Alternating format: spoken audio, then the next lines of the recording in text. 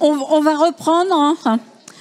Donc pour cette troisième table ronde des journées PJJ promotrices de santé, je vais laisser la parole donc à Philippe Leborgne qui va en être le modérateur. Vous avez vu sur le programme, il y avait plusieurs interventions, donc elle va être scindée en deux parties. Mais il n'y aura pas de pause entre les deux parties. Donc voilà, quand les intervenants changeront, je vous demanderai vraiment de pouvoir rester. Et on va essayer de rattraper le retard là qu'on a pris. On devait reprendre il y a 10 minutes. Donc on s'arrêtera à 12h30. Pareil, je vous redonnerai quelques consignes pour les ateliers de cet après-midi qui reprendront à 14h. Voilà. Merci. Merci Isabelle. Donc, je suis Philippe Leborgne, médecin santé publique à la direction de la PJJ. Je vais aller vite dans la présentation car nous sommes pressés par le temps. Le sujet de la table ronde, c'est favoriser l'accès aux soins et renforcer la continuité des parcours. L'objectif est de présenter des exemples et les modalités concrètes d'intervention de professionnels de la psychiatrie en collaboration avec ceux de la PJJ. Et un focus particulier sera donné aux jeunes en situation complexe dont la situation a déjà été évoquée hier. Donc, lors de cette table ronde vont intervenir différents professionnels qui travaillent avec la PJJ sur cette prise en charge des troubles psychiatriques. On va d'abord avoir une intervention des psychiatres en direction territoriale avec la DIR Grand Nord et la DIR Sud. Nous aurons ensuite le dispositif étape d'équipe mobile de l'Institut mutualiste de Montsouris à Paris. Ensuite, la maison des ados et pour finir, un exemple d'intervention en milieu pénitentiaire de prévention du suicide. Donc, on a scindé la table ronde en deux puisqu'il y a beaucoup d'intervenants. Et là, je vais laisser la parole pour démarrer au docteur Gavaret, psychiatre à la DIR Sud, et à Véronique Zelmanski, conseillère technique promotion santé en Haute-Garonne, Ariège et Haute-Pyrénées, qui vont nous parler du travail de psychiatre PJJ, notamment sur l'articulation entre les différentes institutions qui sont nécessaires pour la prise en charge. Merci. Allez-y.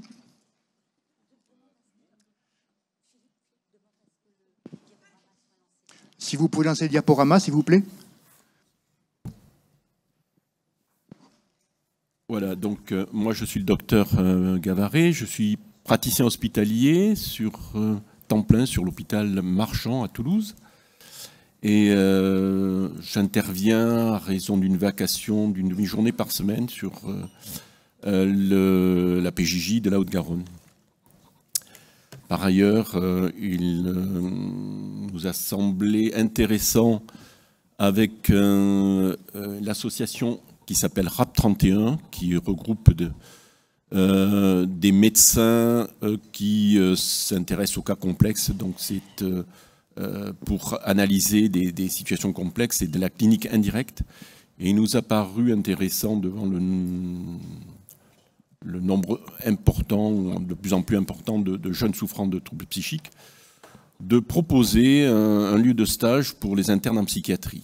Donc les étudiants en médecine, à l'issue des 6 ans, passent un concours, enfin un examen classe en validant, et après choisissent leur spécialité, et qui va durer 4 ans. Donc ils font des stages de 6 mois, un semestre, et nous a paru intéressant de pouvoir proposer ce lieu de stage pour des internes qui sont plutôt en 3e, 4e année, qui ont acquis une certaine expérience, pour bénéficier un peu de la clinique qui est particulière pour les adolescents qui sont suivis par la PJJ. Donc ça concerne plutôt des internes qui vont se spécialiser en psychiatrie infanto-juvénile, voire en psychiatrie médico-légale, puisque, bon, au bout de 4 ans, ils deviennent psychiatres, mais s'ils veulent après poursuivre une surspécialité, comme la psychiatrie infanto-juvénile ou la psychiatrie médico-légale, ça peut être un stage intéressant pour eux. Voilà. Alors, donc, la coordination, l'émission entre le RAP 31 et mon intervention, c'est donc de pouvoir faire le point sur ces situations complexes, communes, puisque donc quand il y a des jeunes qui sont suivis par plusieurs institutions et qu'on est dans une impasse, on sollicite le RAP 31 et ça permet de faire des réunions de synthèse, mais avec nos collègues médecins, pédopsychiatres ou médecins généralistes qui interviennent sur le RAP 31, eux ne voient pas les jeunes, hein, c'est vraiment pour eux de la clinique indirecte. Donc il arrive souvent que je sois sollicité pour participer à ces réunions de synthèse. Donc par rapport à mon intervention sur la PJJ, les missions d'un psychiatre sont toujours les mêmes en termes de prévention primaire, c'est-à-dire faire de l'information auprès des jeunes, de la déstigmatisation de la psychiatrie, éventuellement de la prévention secondaire, c'est-à-dire que s'il y a besoin de les adresser sur une structure hospitalière, d'accord, ou bien à des confrères, c'est moi qui m'en occupe, et éventuellement, s'il y a besoin après de les revoir, on peut faire de la prévention tertiaire, notamment quand ils ont des traitements psychotropes qui ont été instaurés. Voilà. Après, effectivement, dès qu'il y a des psychothérapies, c'est plus de l'ordre de la psychologue qui intervient ou des psychologues libéraux. Donc après, moi, je rencontre les jeunes qui sont placés sur les structures de la PJJ, que ce soit foyer ou bien dans les UMO. Je rencontre aussi les familles et éventuellement, j'instaure des traitements et comme je vous ai dit, je fais une orientation. Après, il y a bien sûr l'accompagnement des professionnels, surtout l'entretien avec les éducateurs et les éducatrices là, qui s'occupent de ces jeunes. Et donc, je réponds à toutes les questions qui touchent à la santé mentale. Par ailleurs, donc, il y a aussi le fait que maintenant que nous disposons d'un poste d'interne de psychiatrie, je les accompagne et ils sont... Je suis à leur disposition pour répondre à toutes les questions. Voilà.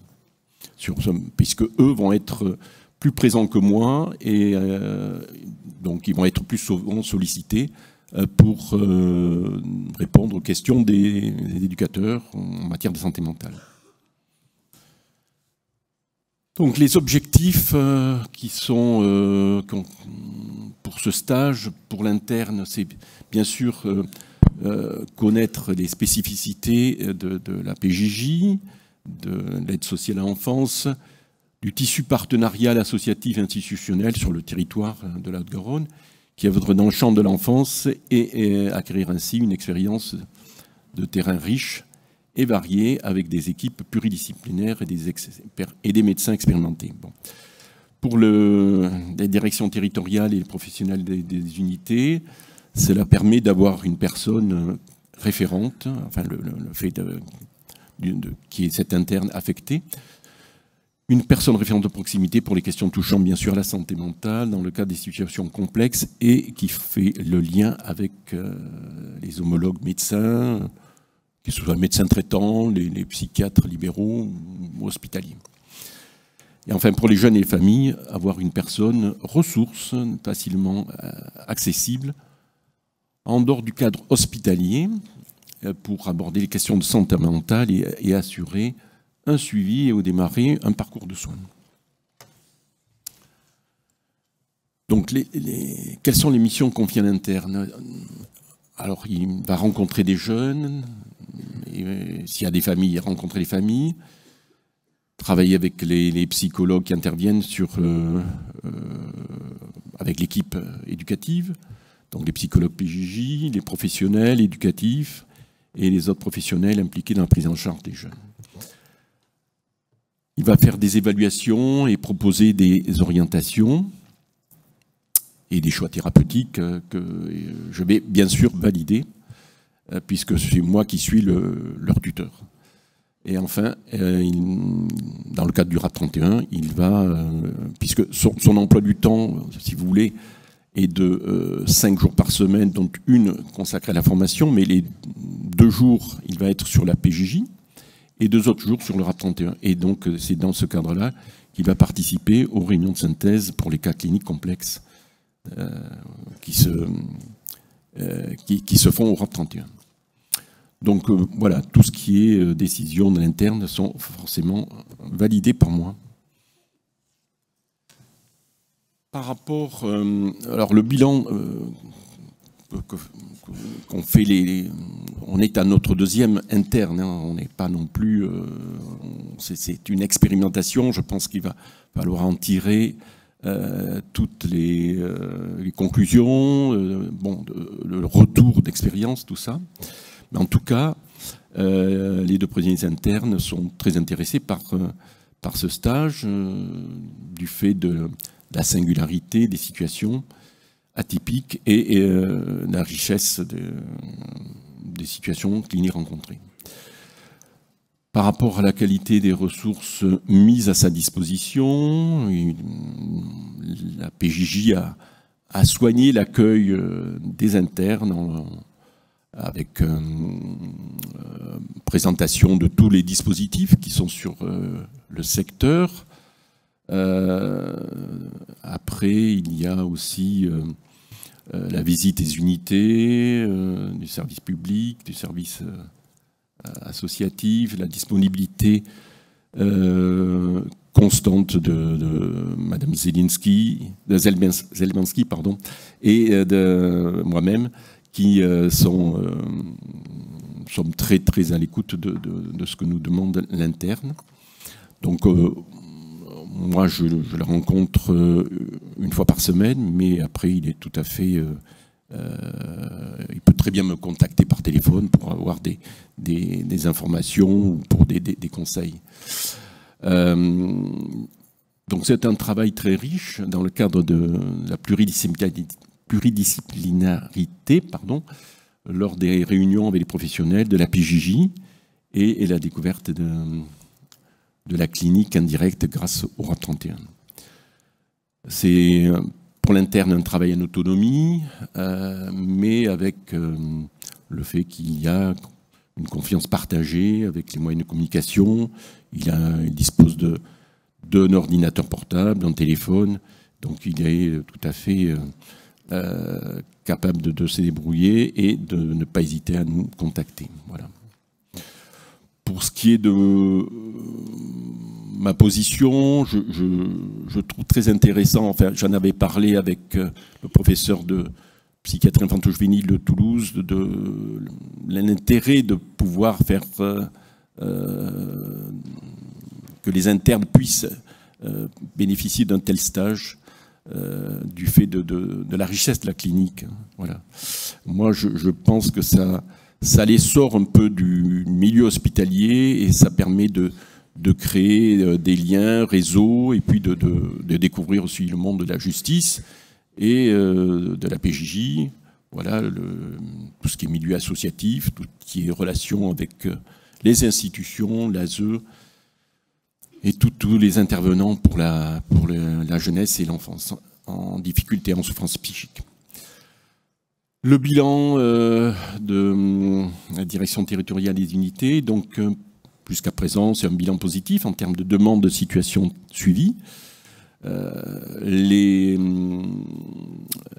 y a un très bon repérage du rôle et de la place de l'interne en psychiatrie par les équipes éducatives. Et ils ont très vite su s'adresser à l'interne. Bon, nous avons un interne Tristan, et puis maintenant c'est interne Lisa, mais ils ont été vite repérés et très bien acceptés pour les prises en charge des adolescents. Par rapport, donc on s'assure aussi du bon déroulement des stages, de façon à ce que effectivement les internes aussi ont leur mot à dire par rapport à ce stage, et ils ont autant. Ils évaluent leur stage par la suite et nous espérons avoir un bon retour pour que d'autres internes puissent choisir ce stage.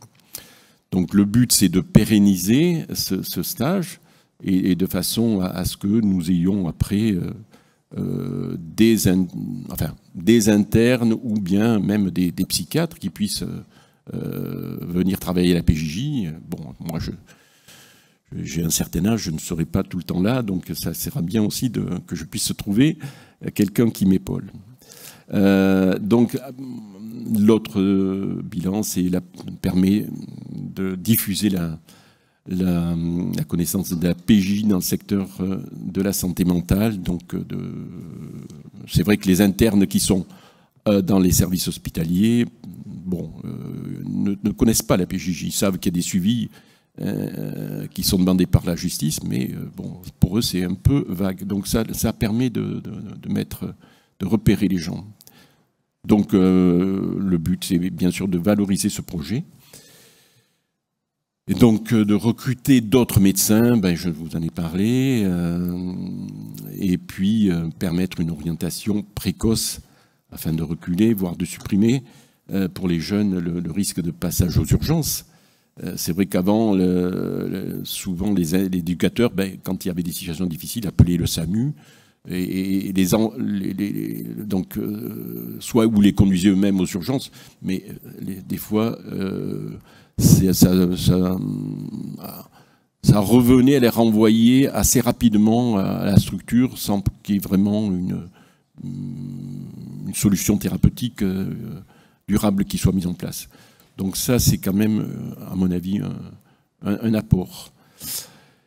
Et donc, il va falloir contribuer à la généralisation, ça serait intéressant, de ce dispositif, bon, si cela est possible, dans d'autres régions. Voilà, je vous remercie pour votre attention, et puis je passe la parole à mes collègues.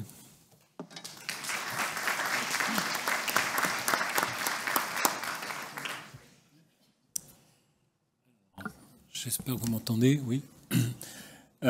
Oui, non? Mieux? Bon, il faut que je me rapproche apparemment, c'est ça? Voilà. Bon, je suis le docteur Pinson, je suis médecin psychiatre à l'ADT Nord depuis 1 an, en fait. Je suis arrivé en janvier l'année dernière. Donc je suis psychiatre, moi, plus du tout en hôpital. Je suis 3 jours par semaine à la PJJ et 2 jours dans des structures qui prennent en charge des gens en addicto, avec un double problème de précarité et d'addictologie. Voilà, les CHRS. Donc ça. Je dirais que c'est un peu les... Alors, comment je suis venu à travailler comment c'est venu? Parce que ça paraît de domaines très lointains. En fait, je dirais que les gens que je vois en CHRS, beaucoup sont passés à la PJJ, étant jeunes. Et malheureusement, aussi, beaucoup de jeunes que je vois à la PJJ sont un peu les enfants de ceux que je suis en CHRS. C'est-à-dire que j'ai vraiment l'impression qu'il y a des déterminants sociaux, économiques, culturels, etc., qui favorisent, d'histoire aussi personnelle, qui favorisent, j'allais dire, de se retrouver dans un domaine ou l'autre. Donc c'est un peu comme ça que les choses se sont faites. Puis j'avais travaillé... Ah oui, pardon. J'avais travaillé aussi initialement dans un EPE sous forme d'une vacation. Alors, pour ceux qui connaissent pas trop le Nord, hormis en venant ici, la PJJ dans le Nord, c'est énorme. C'est 14 établissements pour le secteur public, 10 établissements pour le secteur associatif, c'est 23 sites, d'accord. Bon. Et en gros, en 2023, je reprends les chiffres qu'on m'a donnés, c'est 3900 jeunes qui ont été suivis par le secteur public et 3100 par le secteur associatif. Vous voyez, on est sur à peu près 7000. Alors il y a des recoupements bien sûr, mais on est à peu près sur 6 à 7000 jeunes qui sont suivis tous les ans. Donc vous pensez bien que si la prévalence des troubles mentaux, la prévalence c'est la fréquence des troubles mentaux, et allez, on va dire de 10% chez les adolescents, ça en fait au moins 600 par an qui ont des difficultés. D'où le fait que forcément la question s'est posée rapidement et les réponses aujourd'hui n'étaient pas forcément opportunes. D'où l'idée de directeur territorial, M. Gardan, de recruter un psychiatre pour faire un peu le tri dans tout ça. Je rejoins mon collègue, c'est que souvent la réponse c'était le passage aux urgences ou alors de dire il n'est pas pour nous, il relève de la psy, et la psy de dire mais non, il n'y a pas de problème, et c'était le ping-pong institutionnel. Sur une année d'expérience, donc j'ai pas beaucoup de recul, je peux pas vous faire un descriptif plus précis de la population, parce que c'est vraiment la partie émergée de l'iceberg que j'ai vue. Et la première année, on m'a demandé surtout de voir toutes les situations où on était en échec et ces situations sur lesquelles souvent on incriminait des troubles mentaux qui n'y sont pas forcément. Alors, ces fameux cas complexes, moi je trouve qu'il y a 3 facteurs qui jouent dans ces cas complexes. Il y a d'une part l'existence ou non d'un trouble initial, trouble du neurodéveloppement, trouble de l'attachement, traumas divers et variés, syndrome d'alcoolisation fœtale dont on parle très très peu en France alors que ça toucherait 8000 enfants par an et il y aurait 600 000 personnes en France qui seraient atteintes des séquelles de ça. Et je pense que sous les personnes sous main de justice, pour avoir travaillé dans une vie antérieure en prison chez les adultes, là, il y en avait quand même une bonne proportion, et beaucoup plus que dans la population générale. Donc je pense que ça, c'est un vrai problème de santé publique qui est sous les radars et sur lesquels il faudrait vraiment que la PJJ ait une action. Donc des pathologies de ce type-là ou des difficultés, on va dire des désavantages de ce type-là, là-dessus des conditions éducatives qui sont pas favorisées. Quand je parlais des précaires, alors sans aucune stigmatisation de ma part, j'adore travailler avec eux, ça fait 10 ans que je le fais, donc quand je parle de mes précaires, c'est vraiment des gens pour lesquels je trouve qu'il y a beaucoup de choses à faire. Je retrouve les mêmes déterminants chez les jeunes de la PJJ que dans ces familles-là, c'est-à-dire multiples unions, désunions, placements, maltraitances diverses. Je vous passe sur les violences sexuelles, mais elles sont d'une fréquence énorme. Et puis, le troisième paramètre qui joue, donc après les conditions, j'allais dire, un peu initiales, les conditions d'élevage, on pourrait dire, c'est la maltraitance institutionnelle ou les traitements institutionnels qui parfois rajoutent des troubles sur les troubles. Je suis un peu dur dans mon propos, mais enfin, je pense que sinon on va s'endormir si on n'est pas un peu polémique. Et donc, on voit des gamins qui ont des troubles de l'attachement, qui ont été déplacés tous les 8 jours, et voire, puisque nous sommes frontaliers avec la Belgique, qui ont été mis très loin de chez eux, et après on dit « Ah, c'est curieux, ils fuguent pour retourner chez les parents ». Voilà, donc des parcours complexes. Je dirais ces 3 variables, le curseur, on peut le déplacer. Il y en a certains qui ont beaucoup plus de troubles initiaux, neurodéveloppementaux que le reste. Familles qui vont pas trop mal, des placements qui n'ont pas trop mal fonctionné ou des réponses institutionnelles qui n'ont pas trop mal fonctionné. Et puis on a ceux qui cumulent tous les handicaps, quoi. Je veux dire, tout a mal fonctionné. Alors ceux-là, évidemment, quand ils arrivent dans les mains de la PJJ à l'adolescence, parce que c'est là où ça se manifeste sur des troubles du comportement, c'est les incasables, c'est ceux qui font peur à tout le monde et personne ne veut. Sur les 40 situations complexes qu'on a traitées l'année dernière complètement, il y avait des stigmatisations, c'est-à-dire des gens dont on ne comprenait pas le fonctionnement et qu'on attribuait ce fonctionnement à des troubles mentaux où j'ai rien retrouvé en les voyant.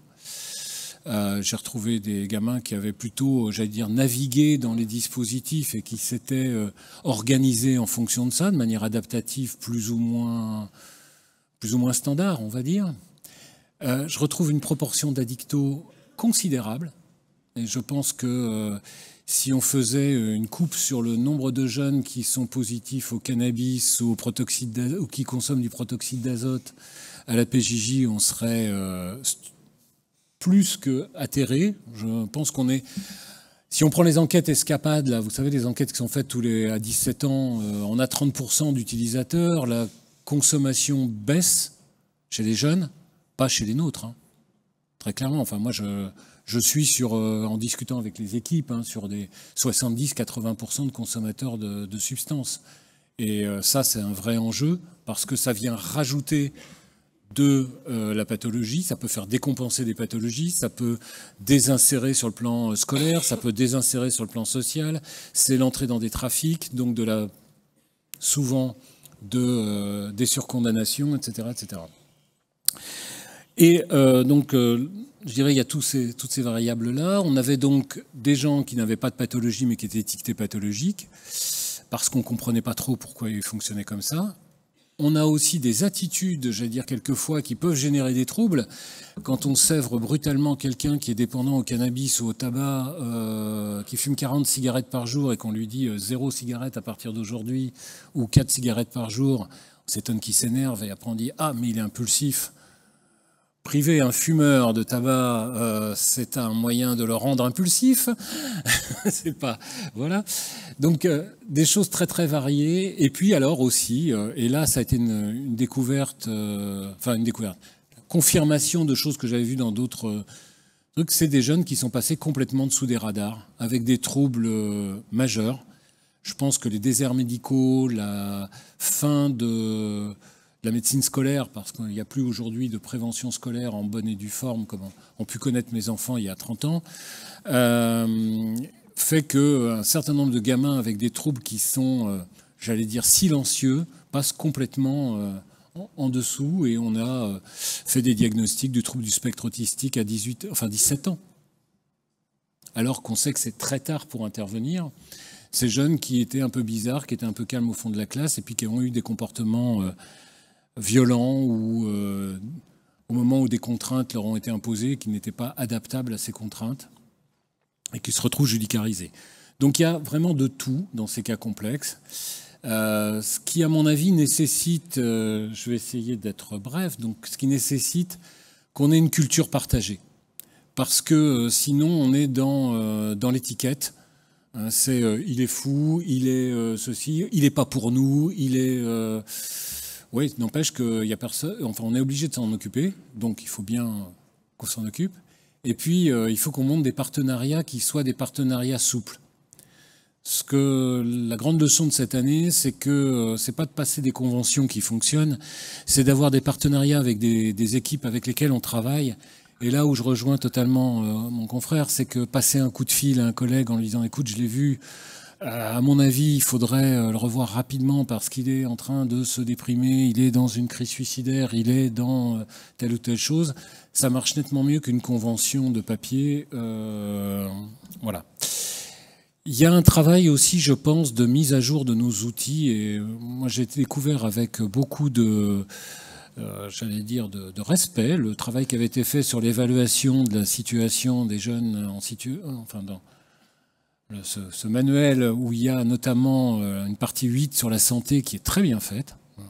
Et je trouvais que c'était, pour une fois, regrouper des informations en langage clair, alors qu'on arrête de jargonner, et ça, les psychiatres sont très forts pour jargonner, et on peut utiliser ça dans nos échanges avec les équipes, que ce soit soignantes, les équipes mobiles, etc., tout le monde, l'ASE, parce que c'est un partenaire...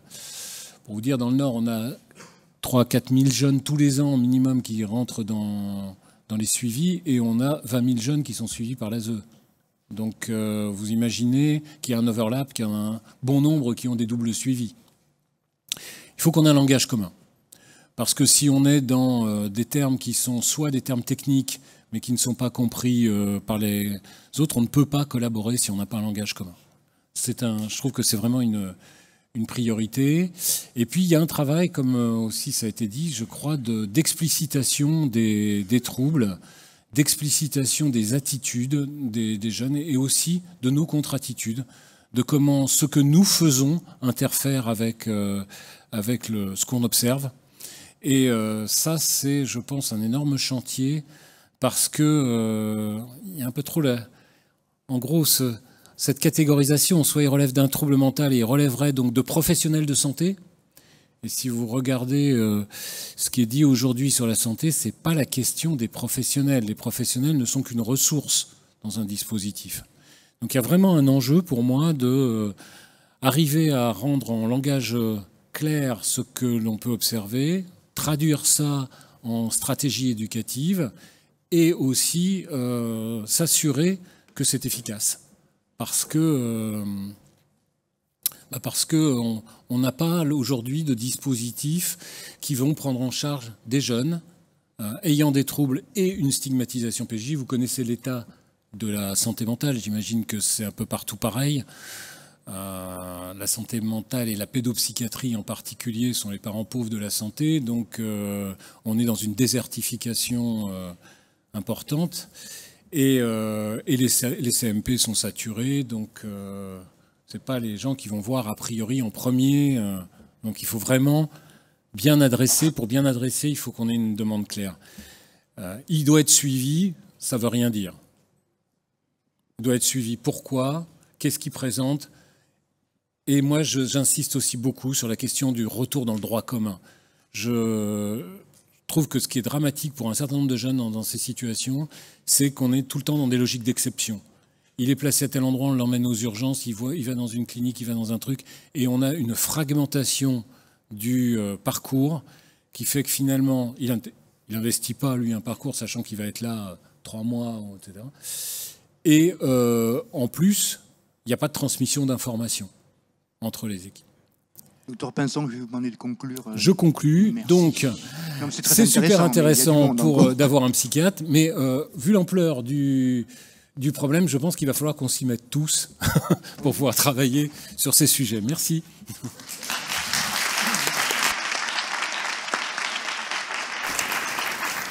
Merci. Je laisse la parole maintenant au dispositif étape, Dr Makota et Patrick Larose, qui vont vous parler de ce dispositif qui a été construit très en lien avec la direction interrégionale de la PJJ en Île-de-France. Oui. Et Outre-mer. Et Outre-mer. Oui, même plus, puisqu'on est un dispositif mixte entre un service de pédopsychiatrie et la DIR PJJ. En tout cas, je vous remercie, Dr Leborgne, de nous avoir invités à présenter ça, et je passe après 2 collègues qui vous ont fait une description parfaite pour qu'on puisse vous parler de notre dispositif. Vous voyez ce type d'adolescent qui, pour moi, et pour continuer du côté de la polémique, sont le résultat des défaillances institutionnelles et familiales cumulées.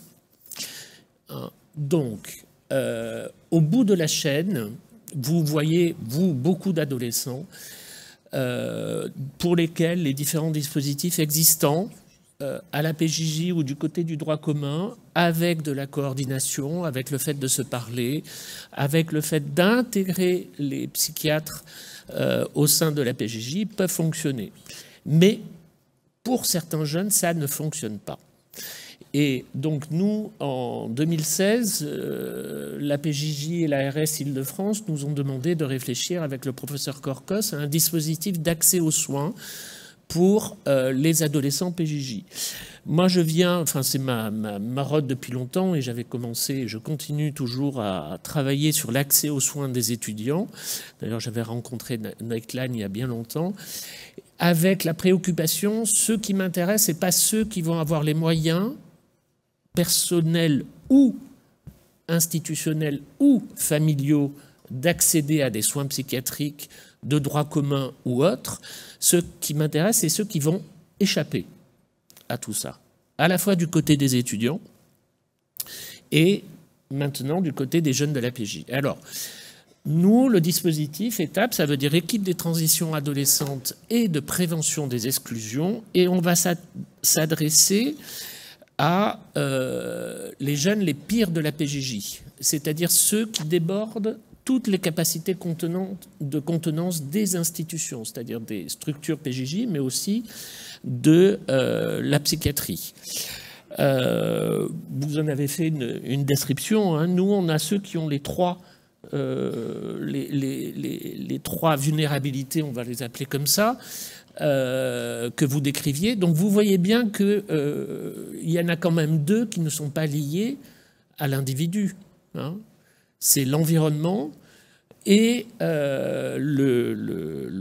finalement le parcours institutionnel fait de rupture. Donc on fabrique, pour moi, hein, un certain nombre d'adolescents complexes et ultra complexes qui finissent par être les adolescents qui mettent en péril les structures PJJ, et ça vous le connaissez bien, c'est-à-dire que pour un milieu ouvert, par exemple, il y en a toujours 2 ou 3 qui vont occuper l'ensemble de l'équipe à 40 à 60% de leur temps. Hein.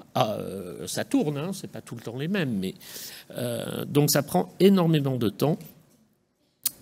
Et nous, donc, on retrouve ces adolescents au moment où ils arrivent à la PJJ avec des éducateurs complètement débordés et qui font appel à nous. Voilà, je voulais parler un peu plus, mais vous en avez déjà parlé. Et donc, vous voyez sur le schéma là qu'on vous a affiché que l'idée... Alors, il manque une flèche, c'est bizarre, mais c'est pas grave. Ah si, elle y est. L'idée, c'est que l'ado est au centre. Nous, on est très individuel, c'est-à-dire on va s'occuper d'un adolescent. Donc, un adolescent est entouré d'une première ligne, éducateur, psychologue, psychiatre, éventuellement. Quand ça ne suffit pas, il y a l'interinstitutionnel qui rentre en ligne de compte et qui fonctionne plutôt bien pour beaucoup d'adolescents. Donc, vous avez la liste de tout ce qui peut exister. Mais ceux qui échappent, ceux qui passent à travers les mailles du filet, soit du côté négatif, hein, c'est-à-dire on ne les entend pas, il n'y a pas de trouble du comportement a priori, mais les éducateurs ne les rencontrent pas, ou inversement avec des troubles du comportement importants, vont avoir besoin d'une enveloppe qu'on a appelée l'enveloppe transinstitutionnelle. Donc vous les avez bien décrits, c'est les patates chaudes qui vont passer de structure en structure. Et pour mettre un peu de continuité là-dedans et la possibilité de réfléchir ensemble à la contenance des institutions, le dispositif État peut proposer un certain nombre de choses qu'on va vous détailler.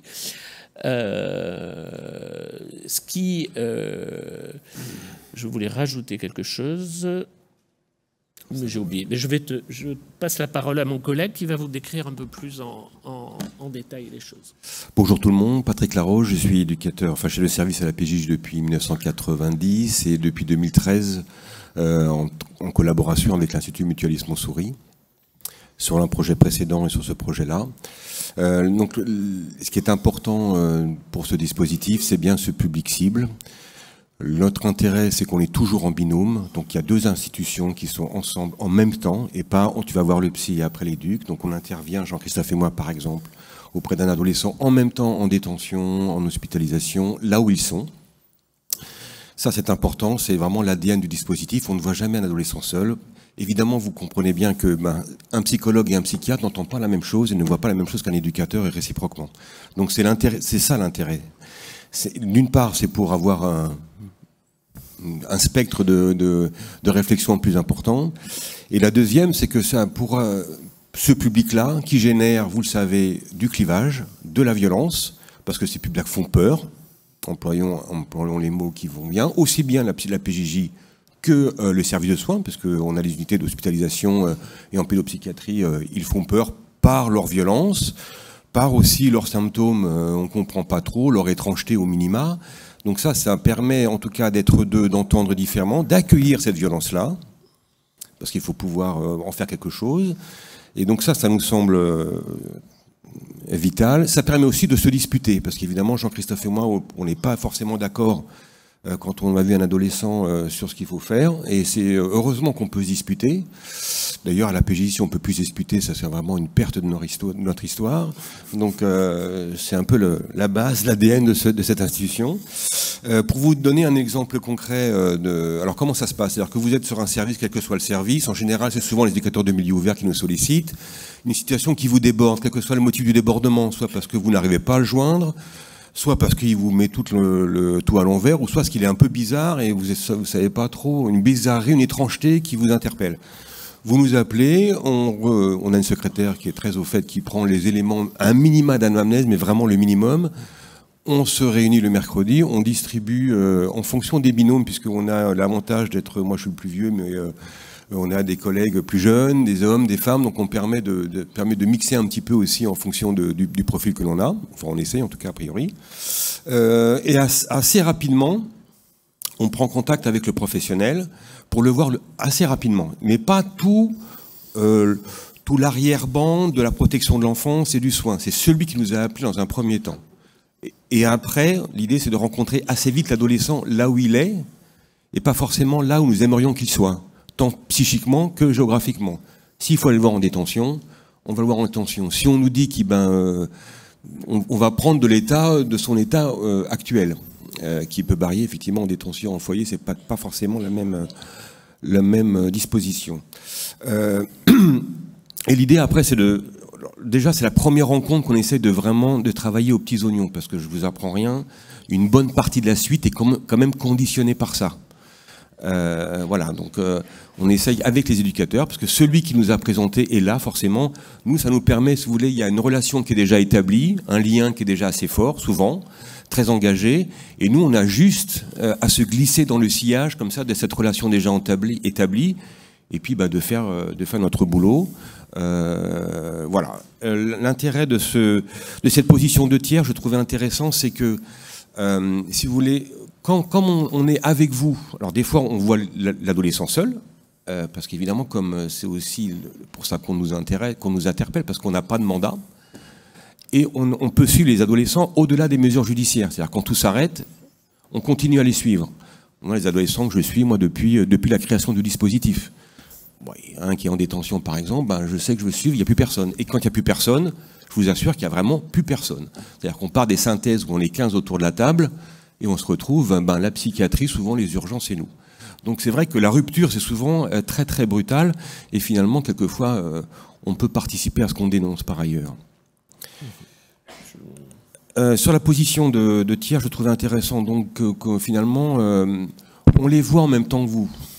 Et ça, le professeur Corcos il nous a demandé implicitement de rencontrer ces adolescents, mais que finalement, comment faire pour ne pas être pris dans l'essoreuse, dans la machine à laver, où finalement on est pris dans les mouvements. C'est ça, donc c'est cette gageure-là, c'est une ligne de crête qui est extrêmement compliquée à tenir, c'est de rencontrer les adolescents. Donc moi, je ne vais pas à une synthèse où je n'ai pas vu l'adolescent. Aller à un endroit où je parle d'un adolescent que je n'ai pas vu, ça ne m'intéresse pas. Et donc l'idée, c'est de le rencontrer, travailler au fur et à mesure, mais tout en n'étant pas pris dans ce mouvement-là, puisqu'on n'a pas de mandat et on peut suivre au-delà des mesures. Donc ça nous donne ce luxe aujourd'hui qui est le temps, un temps long. Et les adolescents, on a mis des fois une année avant de le rencontrer, parce qu'il s'échappe, après il veut plus nous voir, mais on insiste quand même. Donc pour ce public cible, il faut vraiment prendre le temps et de soigner la rencontre. Voilà, le temps nous est contraint, donc je passe le collet à mon collègue. Assez rapidement, moi je voulais vous dire aussi que vous comprenez que les profils sont extraordinaires, et donc un profil extraordinaire, dispositif extraordinaire. Hein. Mais l'objectif du dispositif, et on y tient beaucoup nous aussi, c'est d'amener ces adolescents vers le droit commun. Il n'est pas question de faire une psychiatrie d'exception même pour ces cas extraordinaires. Donc ce qu'on utilise, nous, au-delà de se donner les moyens de la rencontre, en utilisant tout un tas de médiations qui sont des alibis à la rencontre, toujours à plusieurs, pour diffracter, bien évidemment, on va travailler l'accès aux soins pour ces jeunes. Et je rejoins mes collègues en disant que une grande partie des adolescents ultra complexes n'ont pas besoin de soins psychiatriques. Hein. Ils sont parfois juste stigmatisés parce qu'on ne comprend pas comment ils fonctionnent. Et là, nous, on a beaucoup de travail du côté des éducateurs à pouvoir, et puisqu'ils sont avec nous dans les entretiens, transmettre une idée du fonctionnement du jeune qui va permettre aux éducateurs de travailler. Mais on fait quand même, pour ceux qui ont besoin de soins et qui les refusent pour plein de raisons, des ateliers de mobilisation psychique pour amener vers le soin de droit commun. Et pour aller vite, vous avez compris qu'on a beaucoup d'échecs. Évidemment, il y a des jeunes qui n'accrochent pas avec nous, il y a des situations très difficiles qui aboutissent mal. Mais dans un certain nombre de cas, on a un effet sur la trajectoire du jeune. On a eu quelques jeunes qui, très stigmatisés, très en difficulté, ont pu accéder à des psychothérapies par la parole, alors que c'est des jeunes dont on nous disait ils n'ont pas accès à la symbolisation, à la possibilité de parler de leur propre histoire. Et on s'est aperçu qu'après 1 an, 2 ans, 2 ans et demi d'accompagnement avec nous, où l'objet de nos entretiens est aussi l'histoire, mais l'historicisation, c'est-à-dire permettre aux jeunes de pouvoir raconter sa propre histoire, qui n'est pas l'histoire judiciaire, on avait cet effet-là. Deuxième effet très important pour nous, c'est de soulager les équipes PJJ. Quand vous avez des équipes PJJ qui vous appellent pour ces situations ultra complexes, ils arrivent épuisés, Hein, alors, soit complètement démotivés, et ça fait partie de ceux qu'on oublie dans un coin et dont on se rappelle que quand il y a des passages à l'acte, mais la plupart du temps, parce que la plupart des éducateurs sont très engagés dans leur travail, usés, épuisés, abîmés par ces prises en charge. Et le fait d'avoir la possibilité d'échanger avec nous et d'être accompagné de temps en temps dans la rencontre avec l'adolescent, ça a un effet très important sur les équipes PJJ. Et je passe la parole à mon collègue sur la fin de notre intervention. D'accord, 1 minute. Bon, alors en 1 minute, comment vous dire, on a cette fonction-là, c'est 1 minute 30, d'accord. Ça... 2 minutes. Alors. Allez, 2 minutes. Alors, du coup, l'idée, c'est que cette fonction d'accompagnement d'adolescents, c'est le 2/3 de notre activité. On a une autre partie d'activité qui est le soutien professionnel, en individuel et sur un binôme de crise. En individuel, c'est-à-dire qu'on... L'idée, c'est de soigner la relation aussi. Quand on aide les collègues éducateurs, ou d'ailleurs on a reçu du directeur territorial à l'éducateur et une secrétaire. Voilà, on a eu tout l'éventail. On a à peu près... Donc, c'est des accueils individuels qui se font dans nos locaux. La personne appelle sur son temps personnel ou sur son temps professionnel. Personnel, parce que quand on est des fois en CEF, dire qu'on va voir étape, ça veut dire que tu as un problème, donc c'est commun. Donc ils viennent sur leur temps, c'est eux qui appellent, c'est eux qui prennent rendez-vous. Ils viennent dans nos locaux, toujours en binôme, psy-éduc ou psychiatre-éducateur. Et l'idée, c'est de travailler un peu ce que Jean-Christophe appelle l'intime professionnel, parce que ces situations-là, on s'est rendu compte que finalement, un décès d'un adolescent, un passage à l'acte, une agression, ça passe comme ça au fil de l'eau, et hop, ça fait l'effet qui se coule, ça vous revient après à un moment d'un autre décès d'adolescent, et là, des professionnels peuvent s'effondrer. En tout cas, se poser beaucoup de questions sur ce qu'ils font et comment ils le font et tout ça. Donc ça, c'est un espace on a environ depuis 2016 10 professionnels par an qui viennent nous voir. Donc toutes fonctions confondues. On a aussi beaucoup de cadres qui viennent aussi nous voir.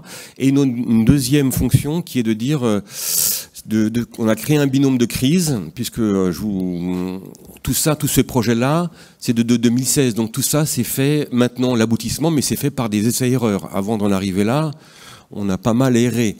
Et en tout cas, on a constaté que le quotidien de tous les services fait souvent de moments extraordinaires, violents, qui passent à la trappe. On va les collègues qui sortent du tribunal de Bobigny, qui se font menacer avec un couteau sous la gorge, sidérant un peu tout le monde, un décès d'un adolescent, ou sur un territoire que connaît bien Sandrine, un adolescent poignardé, on trouve un éducateur stagiaire qui doit faire les premiers points de compression pour éviter que ça s'aggrave. Donc des choses un peu extraordinaires. Donc là, l'idée, c'est de dire... on a reçu les renseignements, c'est souvent moi qui reçois ces renseignements-là, de contacter via les téléphones professionnels les collègues en disant vous avez vécu un truc un peu particulier qui ne relève pas des CUMP, parce qu'évidemment il y a autant de CUMP qu'il y a de territoires, donc c'est à chacun vous, conseiller technique, d'aller voir ce que proposent les CUMP. En tout cas nous c'est de faire ce que font les autres, mais en tout cas sur ces incidents-là, faut couper. Bon. Donc en une phrase, ce binôme de crise qu'on a testé depuis 1 an, on s'est déplacé 6 fois depuis un an pour rencontrer au minimum 2 professionnels qui ont vécu des situations très compliquées. Voilà, c'est fini. Bravo. Bravo pour cet effort de synthèse. On n'a vraiment pas le temps, on va prendre juste 1 ou 2 questions, Isabelle. Oui.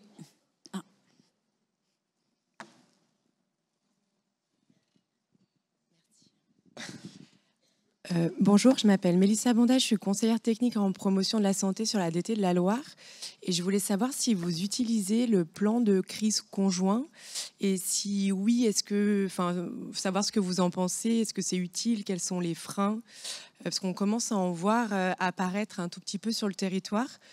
Et c'était pour Vous pouvez préciser le plan de crise conjoint? C'est les directives anticipées. C'est un contrat qui est fait entre... Alors, je ne suis pas très au clair, mais c'est utilisé dans les services de pédopsychiatrie. C'est un contrat qui est fait entre le jeune, la famille, l'éducateur.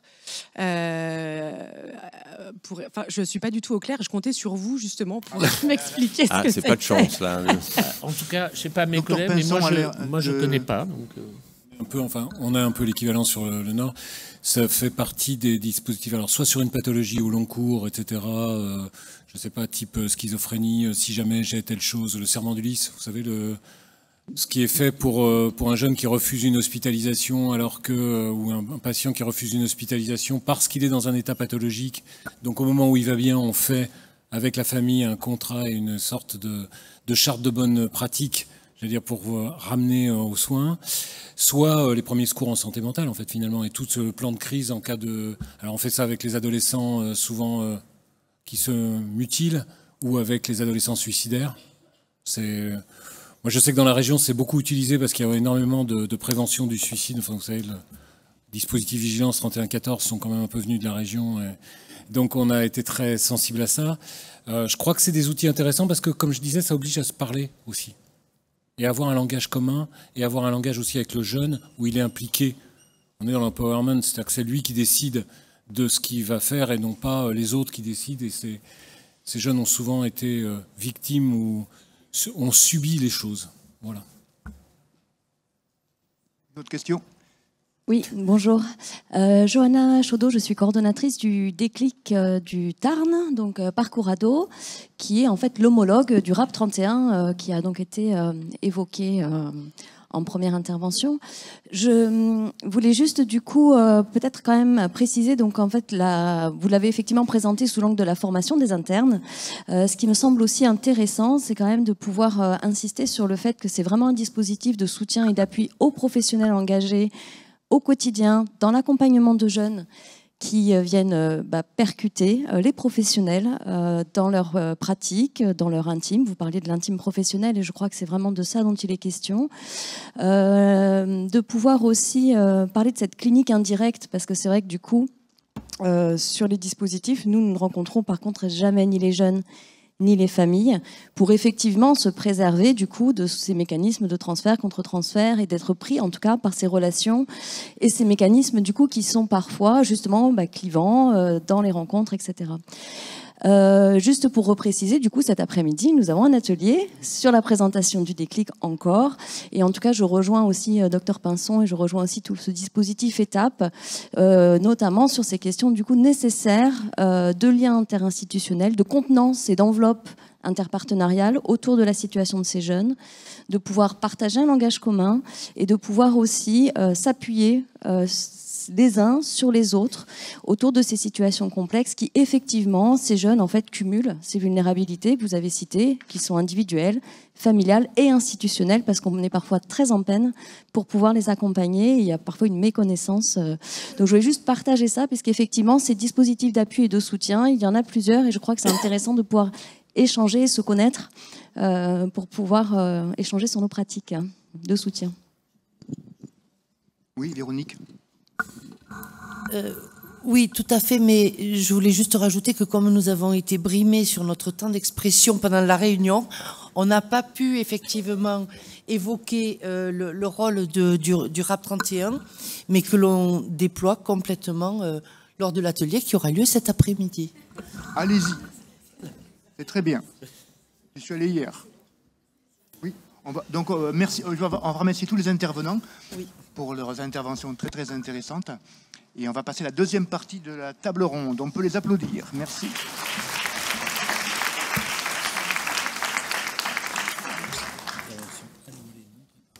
Donc, dans cette deuxième partie de table ronde, nous allons avoir l'intervention successive de l'Association nationale de maisons des adolescents. Puis ensuite, on va vous présenter une expérimentation sur un dispositif de prévention du suicide en détention en Occitanie. Donc pour la NMDA, ce sera Delphine Rideau, qui est présidente de l'Association nationale de maisons des adolescents, et Bénédicte Luret, donc, qui est directrice de la NMDA. Et dans un second temps, nous aurons Patrick Rivière, voilà, qui est derrière moi, je ne peux pas, mettez-vous là, infirmier coordonnateur territorial en prévention du suicide, et Jeanne Ernaud, qui est psychologue à l'EPM de Lavore. On y va. Et Céline Piquemal, qui sera également présente à la table ronde, conseillère technique santé Occitanie.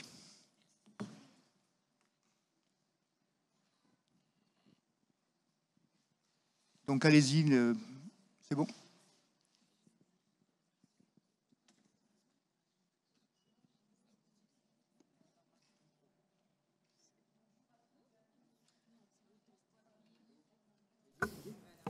Ça y est. Bonjour à toutes et à tous. Merci pour les conseils techniques. Merci à vous tous de nous avoir proposé de dire un mot de ce qui se passe dans les maisons des ados en lien avec les services de la PJJ, aussi bien en milieu ouvert que dans les services portés par les associations conventionnées. Je vous dis quelques petits mots de l'histoire des maisons des ados parce que elles sont implantées aujourd'hui dans tous les départements, y compris en Outre-mer, mais pas forcément depuis aussi longtemps partout. Donc on a 20 ans à peu près, on arrive sérieusement à notre période adolescente, 20 ans d'histoire des maisons des ados. Des maisons des ados qui sont nées de la préoccupation, on a beaucoup parlé de l'ouest de la France, et là, chez nous, c'est aussi dans l'ouest de la France que les maisons des ados sont nées, du partage de différents professionnels, notamment psychiatres, mais pas seulement, autour de la préoccupation du suicide. Avec cette nécessité de créer quelque chose, c'était pas forcément très clair au départ, ça l'est quand même de plus en plus aujourd'hui grâce à notre cahier des charges déjà plusieurs fois rénové et encore très probablement bientôt, avec la préoccupation de créer quelque chose qui permette d'accueillir des ados de 11 à 21 voire 25 ans avec le plus de souplesse possible. Une souplesse et une inconditionnalité qui s'incarnent dans le fait qu'on accueille tout à fait gratuitement, donc sans aucune démarche, sans autorisation parentale, y compris pour les mineurs, avec ou sans rendez-vous et de façon confidentielle, voire anonyme pour celles et ceux qui le souhaitent. Alors ça, c'est la proposition grand public, mais évidemment, c'est une proposition qui s'adresse aussi aux jeunes qui sont issus des services accompagnés par la PJJ ou l'ASE, parce que dans notre cahier des charges, nous avons depuis le début la préoccupation des plus vulnérables, qui n'est pas encore très détaillée et qui le sera peut-être davantage bientôt, mais qui est quand même très présente. Du coup, dans ce développement progressif de l'ensemble des maisons des ados, il y a eu très tôt des liens avec les services de la PJJ, qui ont pris des formes, on va en parler un petit peu, très variées, parce que selon les territoires, c'était intéressant qu'on intervienne là, après la table ronde d'avant, on voit bien que selon les territoires, il y a des choses qui se sont construites, des partenariats avec le secteur de la psychiatrie très différents. Mais aujourd'hui, on a des maisons des ados qui intègrent des équipes pluridisciplinaires partout, avec notamment des présences pédopsychiatriques ou psychiatriques. Alors parfois, vu la démographie des psychiatres, c'est un petit peu compliqué en termes de recrutement, mais c'est quand même quelque chose qui se réaffirme régulièrement, puisque nous avons mission d'accueil, d'évaluation, d'accompagnement des situations et de faire ce lien avec un certain nombre de dispositifs pour que les jeunes que nous accueillons puissent bénéficier des meilleurs soins possibles et de parcours qui ne soient pas rompus.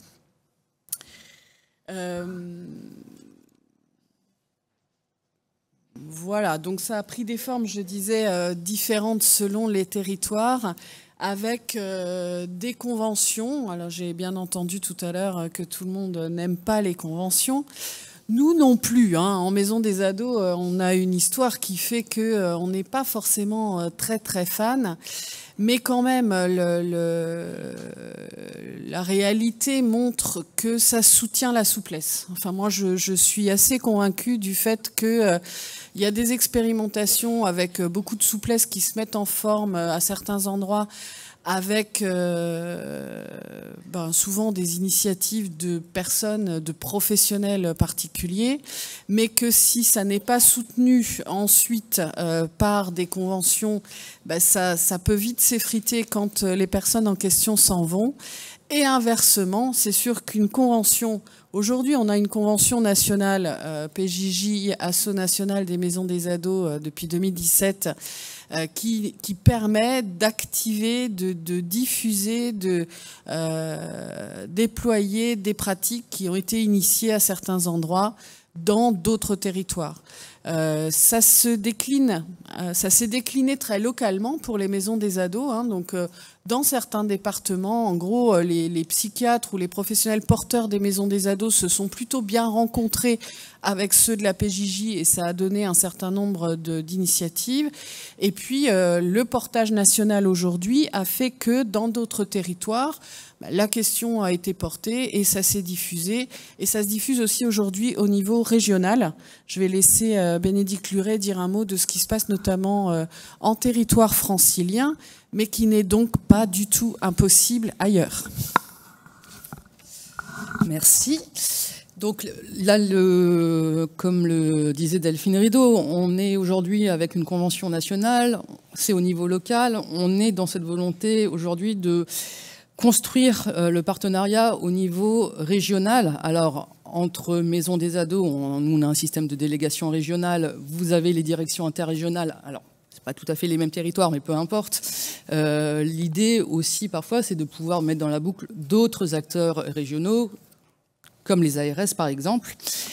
C'était le cas notamment, et c'est le cas, donc là, je vais vous parler un peu de l'exemple de l'Île-de-France, qui a construit un partenariat depuis longtemps, mais qui s'est formalisé donc par une convention cadre régionale donc, qui avait été signée pour 2022-2024. L'objectif, c'est une convention cadre, donc comme ça a été dit, ça ne va pas tout révolutionner d'un coup, mais ça pose les bases de coopération entre les services. Et donc ça permet aussi de renforcer ce partenariat institutionnel. Cette convention, elle était à la disposition des maisons des ados et des services PJJ pour pouvoir ensuite développer ces partenariats locaux. Ça a été soutenu aussi par l'organisation d'une journée entre les équipes pour permettre, et là ça rejoint ce qui a été dit sur aussi la question du langage commun entre maisons des ados et PJJ. On ne parle pas forcément tout à fait toujours le même langage, donc d'où l'intérêt aussi quand même de temps en temps de pouvoir se rencontrer pour soutenir les dynamiques partenariales. Et ce projet, alors ça a donné lieu derrière, alors pas sur tous les départements, mais sur un certain nombre de départements, de rencontres bilatérales entre les DT, BJJ et les maisons des ados, entre équipes. Et récemment, il y a encore eu une nouvelle réunion où a été abordé un certain nombre de problématiques, de sujets, mais qui, notamment sur l'accueil des stagiaires éducateurs, éducatrices PJJ, sur des stages courts en maison des ados pour permettre de favoriser déjà la connaissance de la maison des ados, la rencontre avec aussi des acteurs de la pédopsychiatrie. Comme vous pouvez le voir, l'idée c'est toujours effectivement de pouvoir soutenir voilà, ces partenariats et aussi quelque part de participer à la continuité des parcours des jeunes. Je poursuis là-dessus. Donc, sur la question de la culture partagée, je vais passer vite sur les grandes généralités. On va peut-être partir tout de suite parce qu'il y a plusieurs façons de faire. Il y a effectivement se rencontrer régulièrement dans le cadre de réunions, de journées, bien sûr. On a aussi d'autres façons de travailler ensemble et on voulait vous parler rapidement du travail qui a été mené, un travail d'enquête auprès des maisons des ados sur les mises à disposition de professionnels PJJ donc au sein des MDA. Ça fait suite à une enquête de notre côté qui donnait en gros comme information que les services PJJ étaient, alors vous m'excuserez du terme, mais un des principaux fournisseurs de professionnels mis à disposition après les centres hospitaliers. Et donc cette enquête, ça a permis un peu de voir plus précisément ce que faisaient ces éducs PJJ au sein des MDA et quelle était en gros la plus-value, que ce soit pour les maisons des ados, pour le professionnel et bien sûr pour les services PJJ.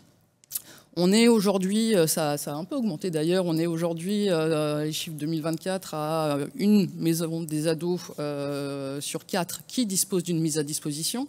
Donc quasi exclusivement des éducateurs. Je crois qu'il y a une ou deux maisons des ados avec des psychologues. Et principalement issus des STEMO. Pour, en général, une journée par semaine.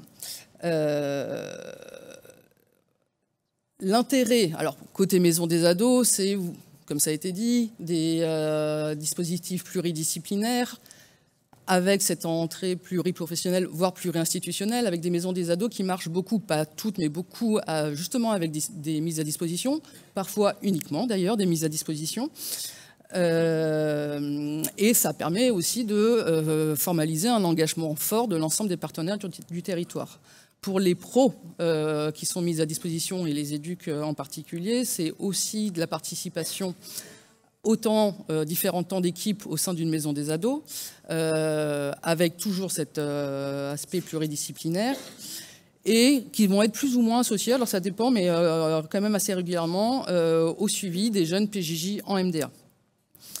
Les effets sont pour tout le monde, y compris du coup les services PJJ, dans la mesure où, et là je vais vous donner deux effets observés, hein, je ne vais pas aller dans le détail, mais sur comment ça facilite le parcours entre soins et justice, avec quand même cette justement double casquette des éducs qui sont mis à disposition au sein des maisons des ados. Et l'autre constat a été fait aussi que ça permet quand même d'augmenter le nombre d'adressages entre PJJ vers la maison des ados et des adressages qui vont être, entre guillemets, dits plus adaptés, des situations moins sévères comme ça a pu l'être dans certaines situations, ou arriver à la maison des ados des jeunes de la PJJ qui étaient dans, entre guillemets, des situations tellement dégradées que ça ne relevait déjà plus de la maison des ados. Voilà pour l'exemple, je te redonne la parole. Quelques exemples, effectivement, clairement, de facilitation de parcours de soins et d'accrochage, je pense un petit peu à l'image de tout ce qui a été dit avant, hein, oui, sur le lien qui peut être fait pour certains ados que vous prenez en charge pour qu'ils puissent bénéficier de soins adaptés. On le voit notamment dans pas mal de maisons des ados de plus en plus au travers des obligations de soins. On sait que c'est parfois compliqué de trouver des services qui veuillent bien accueillir les jeunes. Alors c'est pas systématisé dans les maisons des ados, hein, mais on voit bien que quand même c'est quelque chose qui est intéressant. C'est intéressant aussi pour des ados que vous accompagnez qui, certains d'entre vous disent parfois n'en peuvent plus de la poursuite du mandat judiciaire et qui de toute façon risquent de sortir de vos dispositifs, et le fait qu'ils soient accompagnés en maison des ados leur permet de parler avec des professionnels qui ne sont pas soumis aux mêmes contraintes à l'égard des autorités et qui peuvent continuer de les accompagner quels que soient les dispositifs et les mandats dans lesquels ils sont. Ce qu'on observe aussi à beaucoup d'endroits, c'est quand même que les maisons des ados sont de plus en plus sollicitées, voire développent des pratiques particulières par rapport à des problématiques dites émergentes. Ça a été le cas beaucoup autour de la radicalisation violente, et là pour le coup c'est particulier dans le Grand Est, c'est pas dans l'Ouest. Mais la maison des ados de Strasbourg, en l'occurrence, que j'ai le plaisir de diriger depuis plus de 10 ans, a été sollicitée à un moment donné par l'ARS pour développer un service spécialisé en matière de prévention radicalisation, et évidemment que ça profite via la PJJ et beaucoup d'autres partenaires à des jeunes qui sont concernés dans tout le Grand Est en matière de radicalisation violente. On le voit aussi en matière de prostitution aujourd'hui, qui clairement ne ne correspond pas à une pathologie psychiatrique en tant que telle, et comme ça a été dit tout à l'heure, mais c'est intéressant pour certains de ces jeunes de pouvoir penser des prises en charge conjointes entre vous et nous, et nous étant fait d'un peu de vous, mais dans une logique plus ouverte que celle qui serait strictement judiciaire ou psychiatrique, et notamment quand on entend psychiatrique du côté de l'hospitalisation. On a aussi un certain nombre de maisons des ados qui ont pu développer des projets tout à fait expérimentaux à la faveur des crédits justice de proximité. Et clairement, si ces liens n'étaient pas conventionnés, nourris au niveau local, régional et national entre les MDA et les services PJJ, je pense que les maisons des ados n'auraient même pas eu connaissance de ces possibilités-là. Donc c'est vraiment quelque chose qui est très large, à la fois très conventionné, donc très officiel, mais en même temps qui se nourrit de beaucoup d'expériences sur le terrain et qui en 10-15 ans n'a fait que se développer. Je pense que ça pourra se développer encore beaucoup, avec la perspective, pour terminer, d'un protocole spécifique au CEF, enfin entre MDA et CEF. On ne va pas pouvoir en dire beaucoup, mais on pourra en parler peut-être après aussi dans les questions, ou si tu veux en dire un mot, Bénédicte. Non, mais alors je peux en dire un mot rapide. C'est effectivement à l'état de projet, mais l'idée quand même, c'est de pouvoir prendre en compte quand même les problématiques des jeunes qui sont en CEF. Ça a été dit, enfin en plus je crois que le rapport Bronsard-Boyer a été évoqué hier déjà, hein, donc on va passer là-dessus. Mais l'idée, c'est aussi de dire que les maisons des ados, effectivement, peuvent accueillir très facilement. En tout cas, ont la possibilité d'accueillir l'ensemble des jeunes d'un territoire, y compris les jeunes de la PJJ. Alors, c'est vrai pour le milieu ouvert. On a une attention particulière, et c'est aussi ce que reflète ce projet de protocole entre maisons des ados et SF pour j'allais dire le milieu fermé, enfin bon, vous comprendrez ce que je veux dire, avec l'idée que ça puisse s'ajuster par contre très précisément à chaque territoire. Les services PJJ ne sont pas forcément les mêmes d'un territoire à l'autre. C'est vrai aussi pour les maisons des ados. Donc on en aura l'occasion, j'imagine, d'en reparler. Et juste pour finir, mais en 30 secondes, peut-être aussi préciser que tout ce que propose le réseau des maisons des ados le propose également en Outre-mer. On a aussi un axe quand même au niveau national sur la question des jeunes en Outre-mer. Voilà, c'était juste pour dire qu'on a aussi, nous, cette préoccupation-ci, en connaissant effectivement ce qu'est le contexte ultramarin, avec toutes ces diversités, mais c'était juste pour finir là-dessus. C'est parfait. Merci Delphine et Bénédicte. Donc la parole maintenant est à la présentation sur l'expérimentation d'un dispositif de prévention du suicide en détention en Occitanie. Je laisse la parole à tous les trois.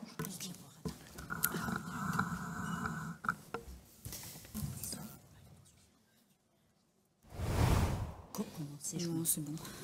Bonjour, Céline Piquemal, je suis conseillère technique santé à la direction interrégionale Sud, donc Occitanie, de la protection judiciaire de la jeunesse. Et je suis accompagnée de Jeanne Ernoux et Patrick Rivière, que je laisserai se présenter. Nous allons vous parler d'un projet de prévention du suicide en détention. Alors, pour vous resituer un petit peu le contexte dans lequel est né ce projet, je vais vous citer quelques chiffres en fait, qui ont servi de référence au début du projet. On l'a dit hier, donc en France, en 2014, on estimait que le suicide constituait la deuxième cause de mortalité chez les 15-24 ans. Et on estime aussi que les jeunes qui sont suivis par la protection judiciaire de la jeunesse sont davantage exposés à ce risque suicidaire, du fait de leur parcours, de leurs caractéristiques. Rapidement, dans un tableau, j'ai mis des chiffres qui concernent les jeunes qui sont suivis par la PJJ sur le territoire de l'Adir Sud. Sans rentrer dans le détail, donc nous avons le nombre de tentatives de suicide, tout dispositif confondu, c'est-à-dire que les jeunes soient suivis en milieu ouvert, placés qui soient dans des services d'insertion ou bien en détention. Et ensuite, nous avons le nombre de tentatives de suicide en détention. Et sans rentrer dans le détail, en fait, ce que ces chiffres-là mettent en exergue, c'est que en détention, le risque suicidaire est accru. À ce moment-là, et même bien avant, la prévention du suicide des personnes placées sous main de justice était au cœur des politiques publiques. Et la DIR Sud, en 2019, en a fait l'une de ses priorités. Elle s'est associée donc à la Direction interrégionale des services pénitentiaires de Toulouse, à l'Agence régionale de santé Occitanie, et les 3 institutions ont lancé une expérimentation donc, sur la prévention du suicide en détention, donc un projet expérimental en interadministration, c'est-à-dire qui s'adressait au personnel des 4 administrations présentes en détention. Donc administration pénitentiaire, protection judiciaire de la jeunesse, éducation nationale et les soins représentés par les unités sanitaires. Ce projet-là, il a été largement soutenu aussi par 2 autres partenaires, donc le pôle territorial de formation Sud, qui a géré toute la partie formation qui a été animée par Patrick Rivière et qui vous en parlera, et également par Promotion Santé Occitanie, ex-IREPS, qui s'excuse de ne pas pouvoir être là aujourd'hui. Et ce projet-là, il a été soutenu financièrement également par la MILDECA, qui est, je ne sais pas si tout le monde connaît, c'est la mission interministérielle de lutte contre les drogues et les conduites addictives. L'objectif général de ce projet, c'est pas un scoop, hein, c'était de prévenir le risque suicidaire en détention et notamment par la mise en place d'une équipe référente locale de prévention du suicide et également par la construction d'une culture commune, d'outils communs et d'activités, d'actions communes autour de la prévention du suicide. Ce projet-là, il a été déployé sur les 3 lieux de détention de la région Occitanie, donc un établissement pénitentiaire pour mineurs et 2 quartiers mineurs sur des maisons d'arrêt. Très concrètement, comment se traduit en fait ce projet? Bien, c'est une formation-action, c'est-à-dire que le projet comporte une partie formation et un accompagnement méthodologique en direction des professionnels des 4 administrations qui sont présentes en détention. Je vais laisser la parole à Patrick Rivière qui va vous parler de la partie formation. Tout d'abord, merci aux organisateurs de m'avoir invité à cette table ronde. J'en suis d'autant plus ravi que, très certainement vous le savez, aujourd'hui c'est la JNPS, la Journée nationale de prévention du suicide. Donc j'en suis d'autant plus ravi d'intervenir ce jour-là. Donc je vais vous présenter la formation que j'ai dispensée dans ce dispositif. Pour moi, ça va au-delà d'une formation, c'est plutôt une aide méthodologique à l'évaluation du potentiel suicidaire. Donc l'objectif de cette formation, d'abord, c'est d'ouvrir un espace de discussion et de réflexion autour de cette thématique, qui reste encore aujourd'hui, malheureusement, encore très tabou. Ensuite, c'est de pouvoir repérer les jeunes en souffrance psychique avec l'idée que toute personne en souffrance psychique est en risque suicidaire. Ensuite, c'est de savoir évaluer à la fois si la personne est en risque suicidaire, s'il y a une urgence à la protéger ou est-ce qu'elle est en danger vital. Et ensuite, finalement, c'est de pouvoir se situer dans la chaîne d'intervention afin d'alerter et de protéger la personne d'un éventuel passage à l'acte suicidaire. Donc j'aime beaucoup dire que cette formation s'apparente un peu à un geste de premier secours psychique. Donc voilà le contenu assez rapidement. Il y a une première partie où on va essayer d'avoir le même langage et de partager une culture commune autour de la thématique en essayant de déconstruire toutes les idées reçues, toutes les représentations qu'on pourrait avoir sur le suicide qui nous empêchent d'agir. Notamment, on va s'interroger lors de cette formation. Oui, d'abord, l'idée première de la formation, c'est de se dire que la prévention du suicide n'est pas réservée qu'aux professionnels de la santé mentale. Eh bien oui, c'est un peu l'affaire de tous, et notamment tous les professionnels de terrain qui sont au contact des populations à risque, qui peuvent entendre et voir au quotidien des éléments alarmants. Donc voilà, sur cette déconstruction des idées reçues, eh bien on va s'interroger sur, effectivement, est-ce que ces personnes-là qui sont passées à l'acte, est-ce qu'elles étaient bien décidées à mourir? Ou alors finalement, leur objectif, c'était de tuer une souffrance qui était devenue insupportable. D'autres idées reçues sur lesquelles on s'interroge, c'est est-ce que l'acte suicidaire, c'est un acte courageux ou plutôt un acte de désespérance? Ensuite, effectivement, parfois, on n'ose pas aborder le suicide avec les personnes en souffrance psychique avec l'idée qu'on pourrait les contaminer et leur donner l'idée de passer à l'acte.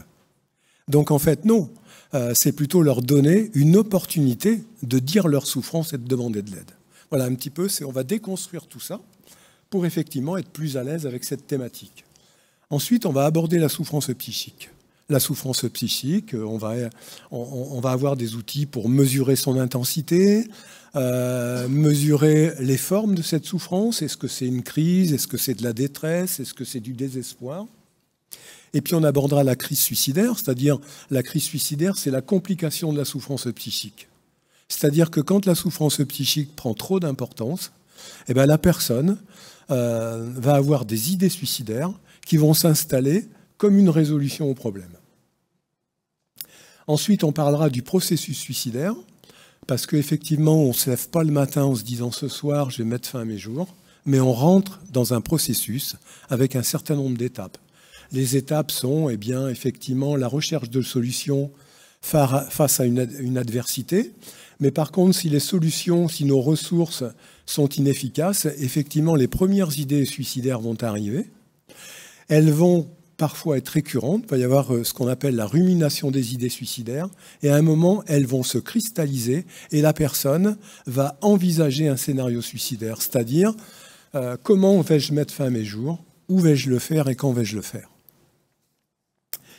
Et ensuite, on va aborder ce que c'est qu'un entretien d'évaluation du potentiel suicidaire, c'est-à-dire comment on recherche l'origine de la souffrance, quels sont les éléments dépressifs, est-ce que la personne a des idées suicidaires, est-ce qu'elles sont récurrentes et est-ce qu'il y a un scénario en place. Et donc, on va illustrer tous ces apports théoriques par des mises en situation, sur des exemples concrets.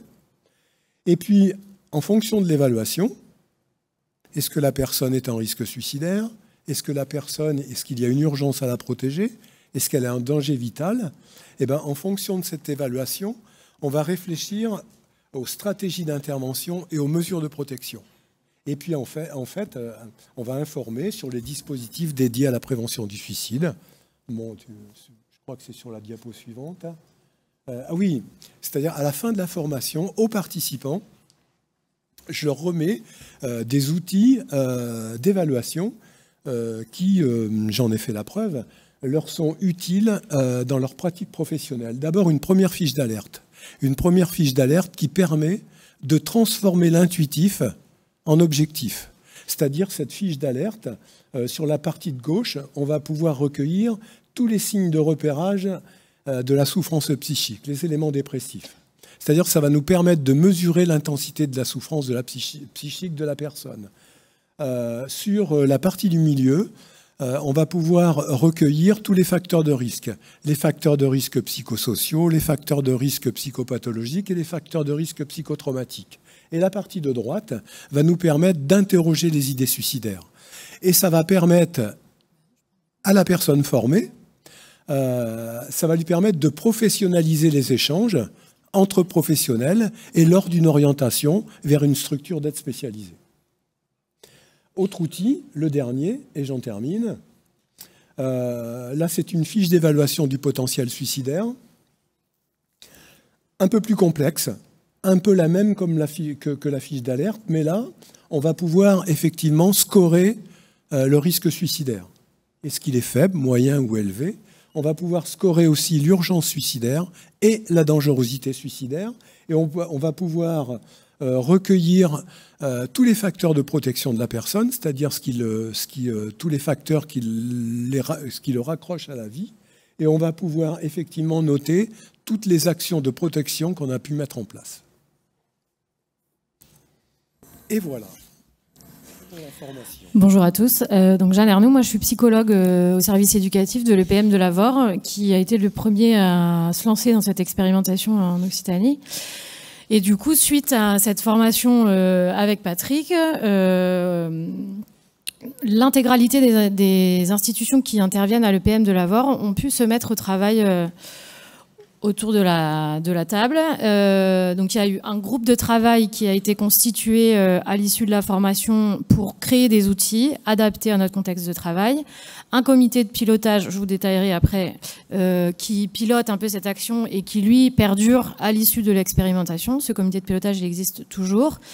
Et donc ça nous a permis, avec ces deux comité exécutif et comité de pilotage, de créer des outils et surtout de signer une charte de partage d'informations entre les institutions qui est primordiale. On en parle depuis hier dans toutes les interventions. Quand on parle de santé mentale, la communication, le fait de parler le même langage et de se comprendre quand on communique, c'est la base de tout. Le suicide, c'est quand même une expression assez ultime de la souffrance psychique, et donc dans la santé mentale en général et tout particulièrement dans la prévention du risque suicidaire, c'est hyper important de pouvoir communiquer entre nous, sachant qu'on n'a pas tous la même culture. À l'hôpital, ils ont une culture particulière avec la psychiatrie. À l'administration pénitentiaire, il y a une culture assez importante de la prévention du suicide parce que c'est un lieu à risque plus. Et donc les EPM, on est confrontés à des jeunes qui ont une histoire de vie qui les rend fragiles, qui sont isolés de leur famille et enfermés qui les rend fragiles, et qui sont en pleine adolescence et donc qui sont triplement confrontés à cette problématique par rapport à la population générale. Donc dans le COMEX, il y a donc toutes les institutions sont représentées.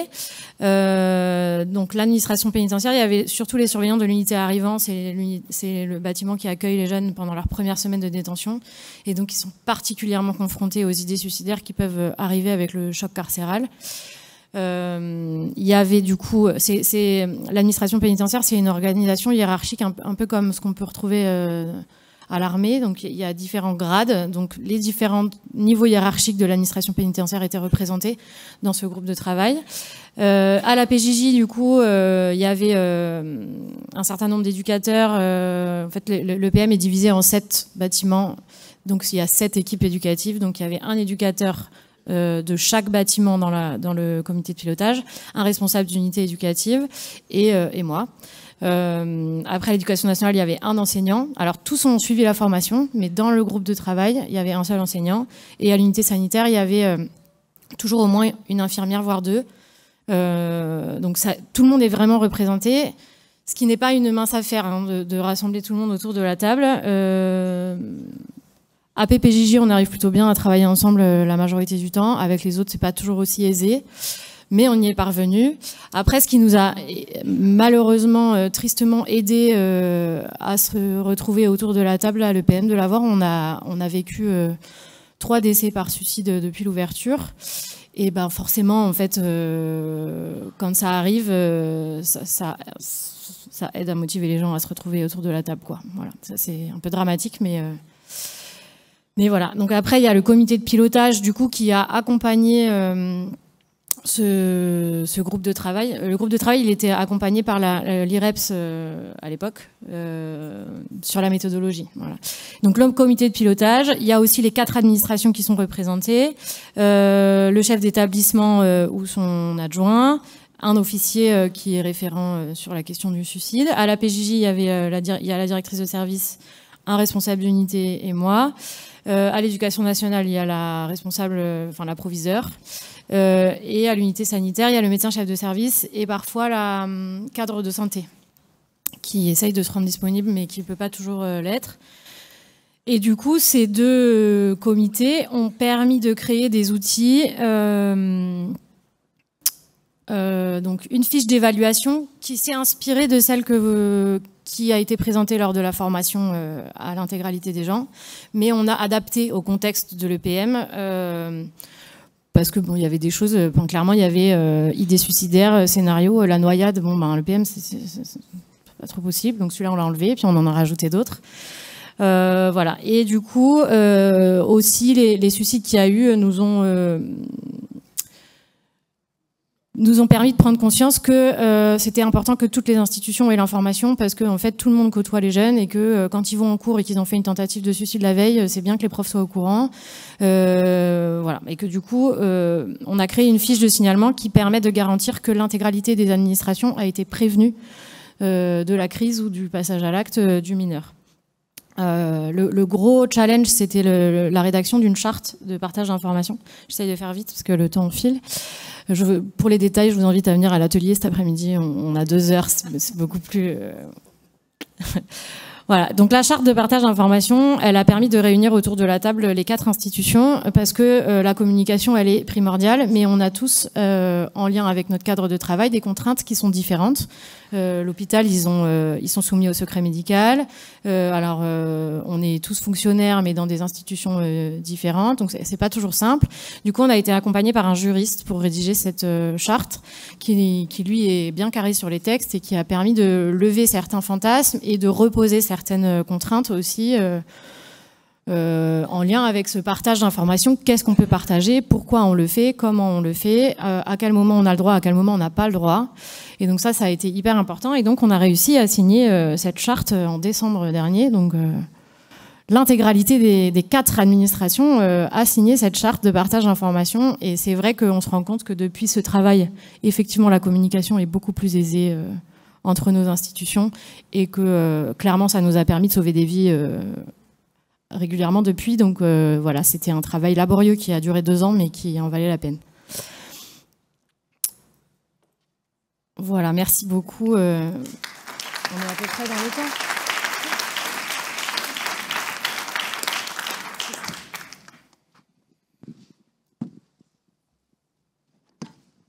On va prendre quelques questions. On a environ un quart d'heure avant la pause de 12h30.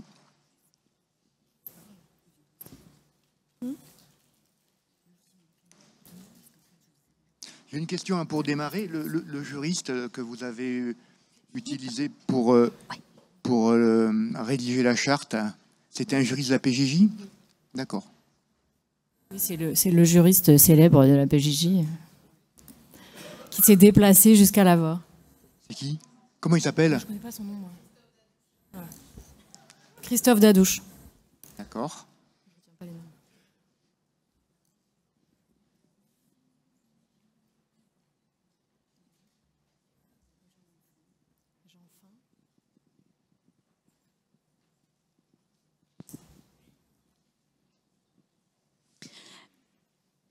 Alors moi, j'ai peut-être une question parce qu'effectivement, vous avez parlé de cette expérimentation au niveau de l'EPM de Lavore. Je sais, Céline, tu as pu dire que ça s'était essaimé sur les autres EPM, mais il y a aussi le projet de pouvoir retravailler justement sur les autres dispositifs de la PJJ. On a souvent évoqué au niveau... avec vous, tout ce travail conséquent. Après, nous, on va voir aussi comment pouvoir le déployer au niveau national. Mais c'est aussi intéressant parce que les outils qui marchent en détention, alors oui, il y a des bases qui vont rester les mêmes pour les jeunes, pour les situations en placement, milieu ouvert, mais c'est l'adaptation. Quand vous dites, on a adapté les fiches parce que la noyade en EPM, c'est pas un critère. Donc je pense qu'il y a tout ce travail peut-être de pouvoir dire 2 mots sur comment vous envisagez aussi cette bascule sur les autres dispositifs de la PJJ, ce qui rentre tout à fait en lien avec le plan prévention du suicide dont Philippe a parlé très, très succinctement hier et qu'on doit vraiment déployer. Oui, alors comme disait Jeanne, le projet il a été intégralement expérimenté à l'EPM de Lavore. Il est en cours de déploiement sur les 2 quartiers mineurs. on commence à avoir des éléments de bilan, un petit peu de recul, et notre souhait, c'est de déployer cette stratégie de prévention du suicide sur les lieux de placement. Donc on a commencé à réfléchir au projet qui sera un peu différent, parce qu'en fait, il n'y aura pas tout cet enjeu aussi de soutenir le travail en interadministration, puisque sur les lieux de placement, donc on sera en contact, enfin ce projet s'adressera uniquement à des professionnels de la PJJ.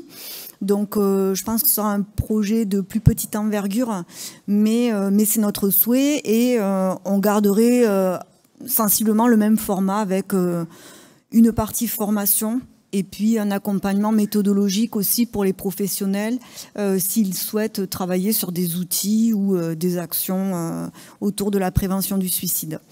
Donc on a commencé à réfléchir au projet, nous avons demandé un financement et nous sommes en attente voilà, d'un accord ou d'un accord de financement pour déployer ce projet. Laure Bier, donc je suis responsable d'unité au service éducatif de l'EPM de Lavore, donc j'ai participé à cette expérimentation, et du coup pour compléter par rapport à votre question également, le dispositif est également en train de se déployer en lien avec les UAT, c'est-à-dire que actuellement la prochaine formation sur la prévention du risque suicidaire qui se tiendra en mars est ouverte également aux professionnels de l'UAT de Toulouse, puisque justement il y a tout un travail d'articulation qui est réalisé au moment du repérage des fragilités des jeunes dans le cadre des déferments. Donc il y a également ce dispositif qui est croisé actuellement et qui va progressivement, on l'espère en tout cas, se déployer en lien avec les autres structures.